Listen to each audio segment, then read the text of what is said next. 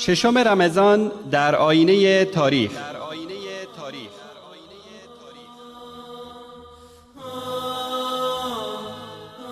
رمضان ماه مژده‌ها، رمضان ماه رشادت‌ها و دلیری‌های سربازان اسلام، رمضان ماه پیروزی ایمان بر کفر و طغیان.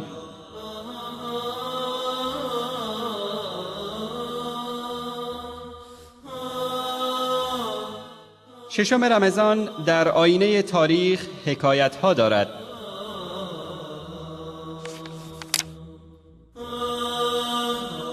نزول تورات. در ششم رمضان کتاب آسمانی تورات بر پیامبر الهی موسی علیه السلام نازل شد. این کتاب بعدها توسط یهودیان یا کلیمیان به کلی تحریف گشت. فتح سرزمین سند.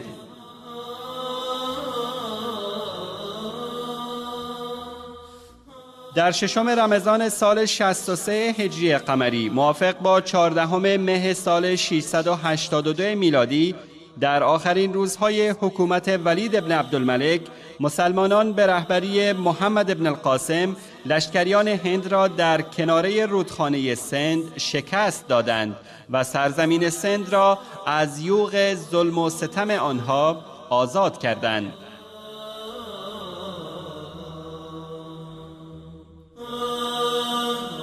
فتح اموریه.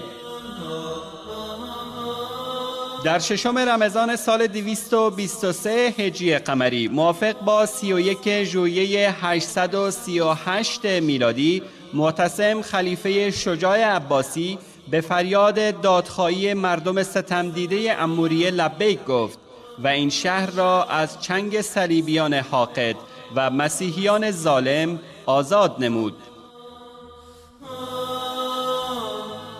پیروزی مسلمانان بر صلیبیان.